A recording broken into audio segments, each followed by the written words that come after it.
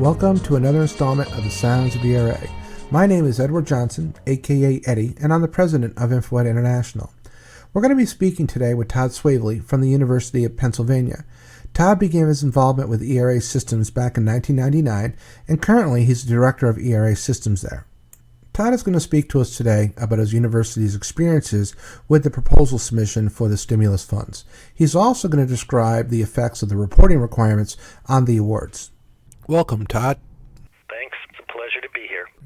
Now, you and I talked earlier, switching gears a little bit, when that stimulus funding became available. I mean, that was an absolute tidal wave because everybody was obviously putting their hands out to grab this. How did you guys deal with that? What was your increase of volume, if you will? Because as we look across, the universities that we interact with, a lot of them just all of a sudden just almost couldn't manage it because you get used to a certain volume or flow at a deadline, and all of a sudden some schools were describing a triple or a quadruple of proposals now that they had to manage. Thankfully for us, we had more or less completed our transition from Adobe Forms to system just before that started to happen. And honestly, without a system-to-system solution, I don't know how we would have ever survived the ERA submission deadlines. I used to have those statistics in my head, and unfortunately, I don't now, but they were overwhelming. Just the sheer number of applications for a particular deadline were just overwhelming. We had people literally submitting applications at all hours of the day and night, just trying to get things out. It was very challenging. It was a period of time where we were submitting regularly over the weekend at all hours to make these deadlines, just to have the throughput, the review and approval process and get those things out the door. It was a lot of hours by a lot of people, and it was challenging.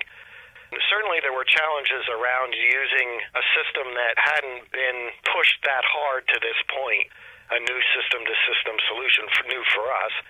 We had done submissions.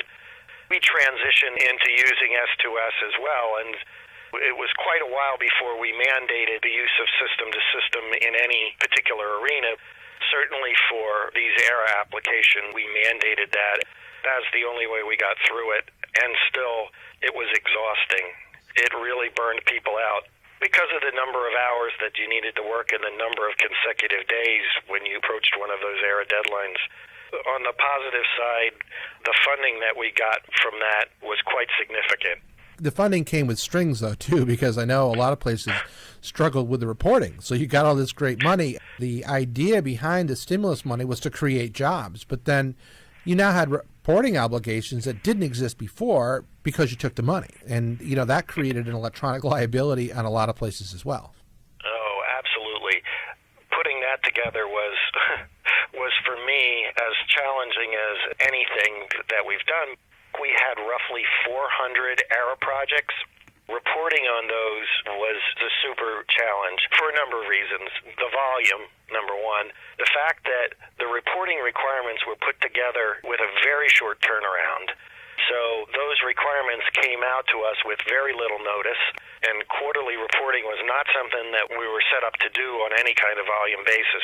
We had very few grants that required quarterly progress reporting in the past.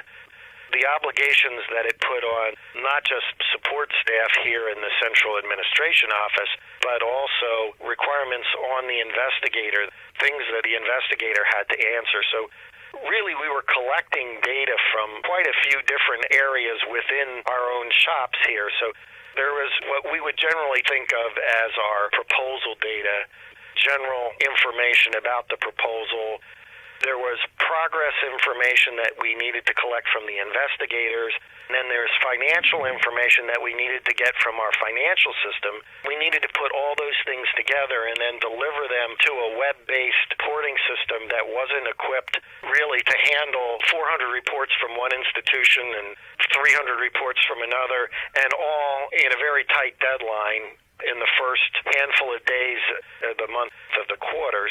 You couldn't report before the end of the quarter, and then you had to report in the first few days of the next month. So you really had very little time to turn around the data. It just was a huge challenge. They had problems with volume and access and load at their peak times. Of course, the federal reporting website didn't get much use for 2 out of every 3 months, and then suddenly there's a 2-week period where it's overwhelmed. And they learned their lesson there, too. Fantastic information, Todd. I really appreciate you taking the time to go through this. Other things come up. I hope you're willing to explain those or engage us in those topics as they evolve over time. No problem at all, Eddie.